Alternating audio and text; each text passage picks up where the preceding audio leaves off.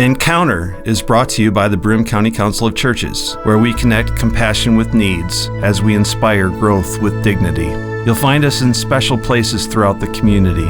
For those who remain hungry, we provide meals. For those who are challenged, we build wheelchair ramps. We comfort those who are ill, minister to those who are confined, and we remain an advocate for change and understanding on behalf of every element of our community.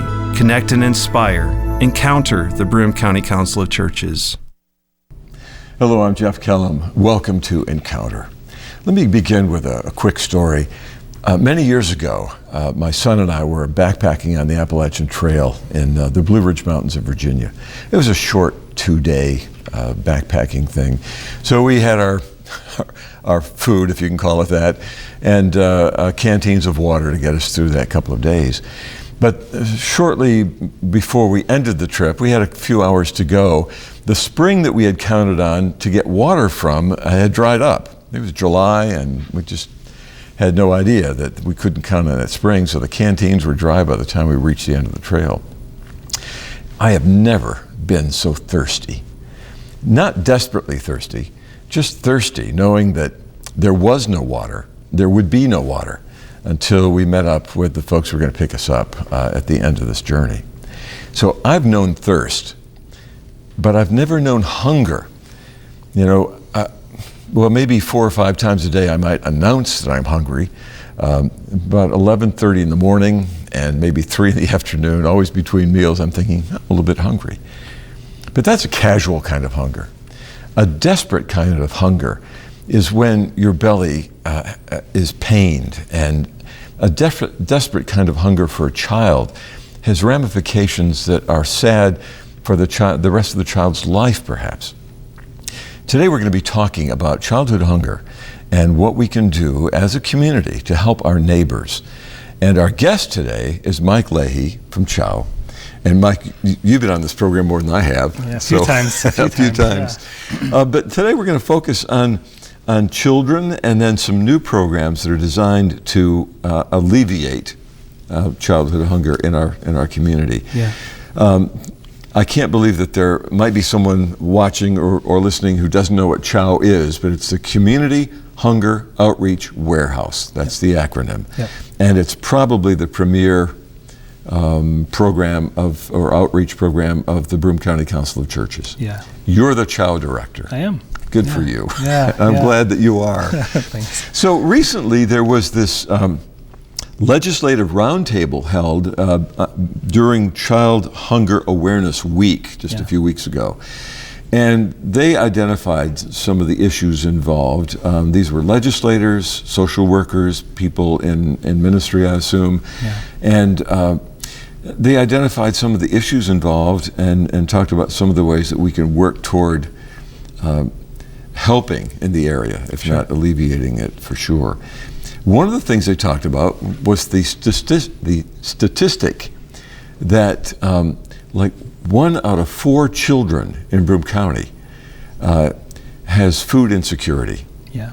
Now tell me what that term, food insecurity, means. You know, there's a lot of different terms, and I think food insecurity is basically when an individual lacks adequate nutritious food, enough of it to last them throughout the month, or to have it on a daily basis. So when just people go through cycles, a lot of the people that we serve may have enough food during portions of the month, but very hard to find adequate amounts of nutritious food throughout the entire month.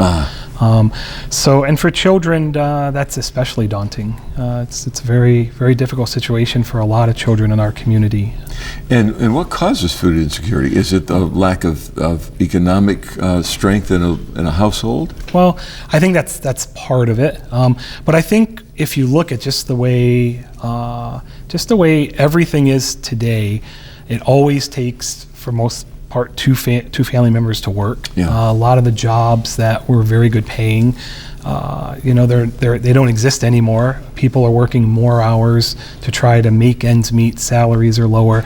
I think beyond just the general group of individuals in our community that live in poverty, I think you have a class of people right above poverty who struggle to make it. A lot of individuals that utilize our programs, over 40%, at least one person in the household is working. And, it's much harder to make it without two really good paying jobs. Sure. And I just think a lot of people are caught in the cycle of any one thing going wrong disturbs the entire process. It's like one domino falling, and they all kind of just follow. Yeah. And even the word cycle is a sad word, because it means it's kind of an endless cycle. Yeah. But there are many people trying to address that endless cycle and to break it, and providing hope. Yeah. And I hope that we can, as we move forward in our conversation, look at ways that people can get involved in helping to alleviate the issue, the problem. Yeah. 24% of the children in the county, and the number is 9,390 in all, are food insecure. Right. 56% of the students in Broome County qualify for free or reduced price lunches. Yeah. So that helps. Yeah. And as Donna Lepardo said, we didn't get to this place overnight. We're not going to get out of this overnight. And then they identified a couple of the issues involved, and one of those is transportation. Right. What's the connection between childhood hunger and transportation? There's a huge connection between the two. I think the one thing that people don't realize is that the fight against hunger, especially childhood hunger, the schools are a huge ally. When you think about breakfast is served at most schools, lunch is served at most schools. Most teachers have some type of a snack closet. So it really helps families that are food insecure stretch the limited resources that they have. So when you get to a point, long school breaks or the summer break that's coming up here, goodness, the end of this week, many children in our community, the 15,000 kids that rely on free and reduced lunch, their families suddenly are faced with a new burden of how do I supply these extra meals? And I think that transportation issue plays a role in a couple of different ways. The USDA, the local BOCES works, and we have a USDA lunch program.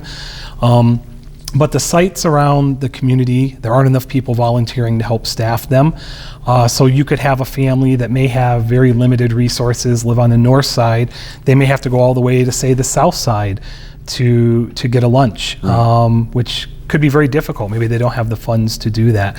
So one way that people could help is if you have a congregation or if you have a business, if you're willing to volunteer, one day, 2 days, 3 days a week for even an hour, it can make a huge difference, especially programs that have kitchens built into them, congregations have kitchens.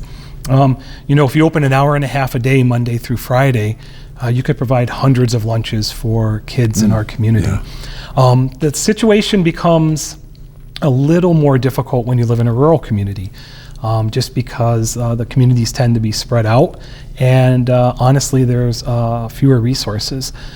A couple years ago, we started working with Whitney Point, and that was the first rural community that we really started placing an effort on.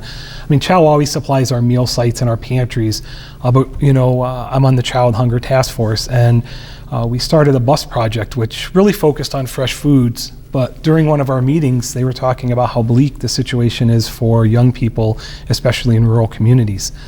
And so we offered to try to find partners that would help us, reach this rural community, being Whitney Point. And we found great partners in Whitney Point Preschool and the Promise Zone up there in the Rural Health Service Corps. And they helped us begin to understand how tough things were. They had families the year before. They had lunches in the fire department there in town, and families were walking miles down the road to find access to these lunches. So it becomes bleak when you live in some places. You walk more than miles. Sometimes you're 10 miles from town. So having partners in, especially rural communities, has been really helpful. So we basically work with Promise Zone up there to supply some of their young people with USDA lunches. The Southern Tier Credit Union Alliance provided some funding for us to buy meals, to have some flexibility. We started working with Promise Zone a little further, and the caseworker up there started bringing food into people's houses. as they were going to meet with them. And then this year, we're actually trying to be proactive and get a lot of the food delivered to those families before school even ends. Yeah. We hand out not only USDA lunches, but we also hand out, they're called 10 and 20s, and the 10 meal box has 10 meals, and the 20 meal box has 20 meals. So they identify folks that they're working with, and most of the time these are young people who are really, really going to struggle over the summer or a long school break without assistance. And we're supplying them through partnership meals ahead of time so that they can get them to the families so that their summer looks a little brighter. And are we still talking about just Whitney Point now? We're talking about just Whitney Point, Yeah. and that project expanded into Windsor. Windsor looks a little bit different. We have a pantry down there, and they serve a lot of children, so we make sure that they get lunches on their day of service, and that we also provide meals for them. So they have an existing pantry that's open. People come in, and we're able to supplement the food that they're able to offer. Yeah. Then we grew to deposit, and deposit was a whole different ball of wax. We were meeting people in town and actually providing them with both non-perishable and perishable meals while we had our market. And one of the things that was really important was to do it in a dignified way. So we really made our 10 and 20 boxes look like a CSA share. So it looked like people were walking away from our farmers market with a share. So they didn't have to CSA is face, not Confederate States of America. No. It's and you're going to ask me. It's basically the farm box. Okay. Right. Yeah, full of vegetables, and a lot of farmers markets hand off CSAs. Yeah. And stigma is against people who are food insecure is very very prevalent. Yeah. A lot of people wonder, why can't people take care of their own families? You have embarrassment. A lot of parents feel horrible that they can't provide for their children, and then you have the stigma that the child goes through when they're going to a program and friends see them going to the program. Yes. So there's embarrassment there. So what we try to do is we try to take that away, and we have partners in all of these communities. We have a guidance counselor in Deposit that works with us. Again, the pantry in Windsor, and Kim Downs at Whitney Point Preschool, and Promise Zone up in Whitney Point. And it's really been successful. Last year we distributed about 13,000 meals in total through those partners, Yeah. and this year we're looking to possibly add partners, and we're going to shoot for 20,000 meals.